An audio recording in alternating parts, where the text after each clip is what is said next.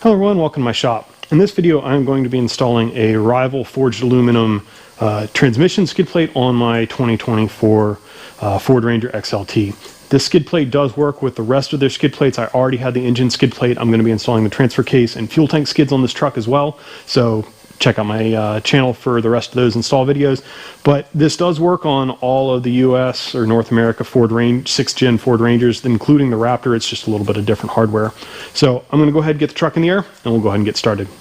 Included with the skid is a packet that includes a bunch of different hardware as well as instructions. The hardware included for this is for both the Raptor and non-Raptor. There are some slight differences between the two, but all the hardware shown here is included.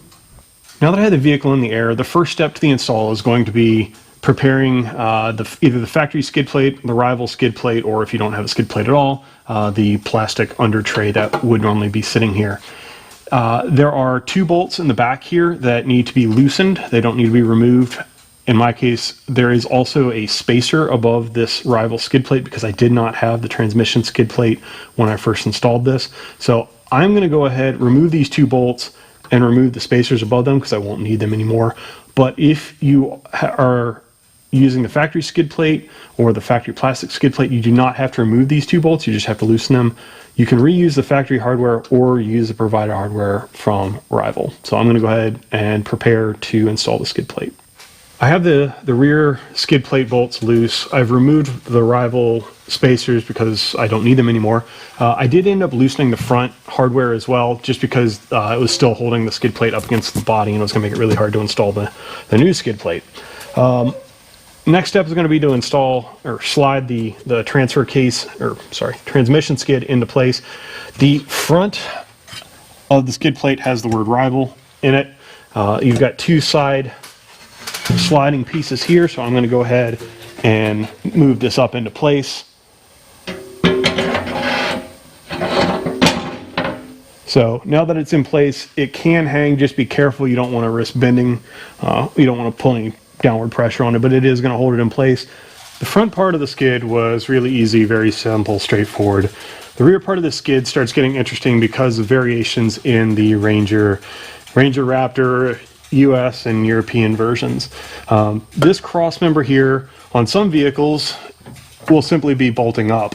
Unfortunately, on my 2024 XLT, which is not a Raptor and does not have the FX4 package, these two slots do not line up with the cross member. They do include two of these brackets, which have a slot on one side and a nut welded to the other side in case you run into this. So there are, on my cross member, there is a M10 threaded hole on this side and an M12 threaded hole on this side. They do include hardware to mount these plates to these two locations. If for some reason these were not threaded, they do include these little panel nuts that you could slide up through one of these openings, line it up with this hole, and you would be able to tighten something into it without having to do any crazy threading or anything.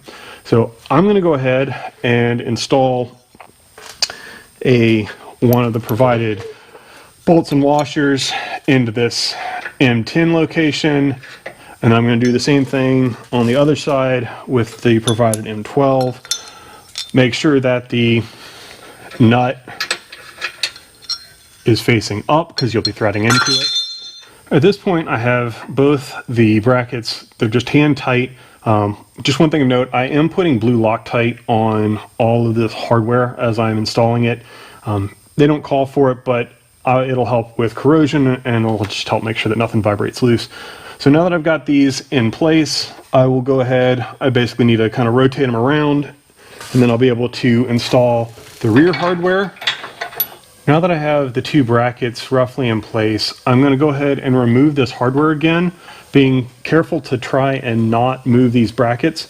Once I remove them and let the skid slide down, I'm going to go ahead and tighten the bolts holding both of these on.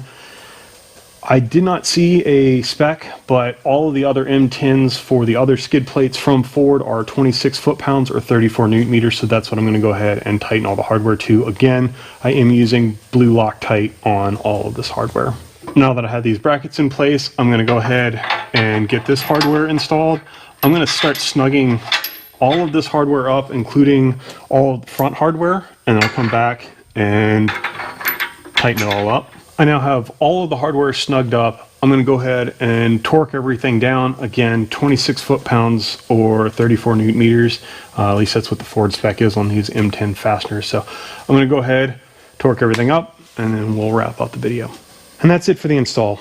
Overall, pretty easy, although it does appear that there is a lot of variation depending on where you are in the world and which trim you've got on these 6th gen Rangers. Rival does a really good job of giving you a bunch of different instructions and a bunch of different hardware. I had to use those black extension plates. You may or may not need to. All of my holes in the chassis were already threaded, so I didn't need to use any of those flagged holes. You might have to. Still, regardless, overall pretty easy. These are nice, lightweight, forged aluminum skid plates. Probably not the best if you're going to be doing heavy-duty rock crawling, but you're probably not going to be in a Ranger if you're doing heavy-duty rock crawling. I'm going to be using this vehicle mostly for overlanding, so keeping the truck light, and I'm also going to be doing a lot of towing, so again, keeping the truck light. Very easy to install.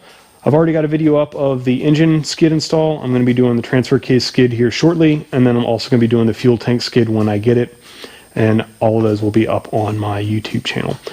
If you would, please like and subscribe. If you have any questions, leave them in the comments. Otherwise, tune in for the next video.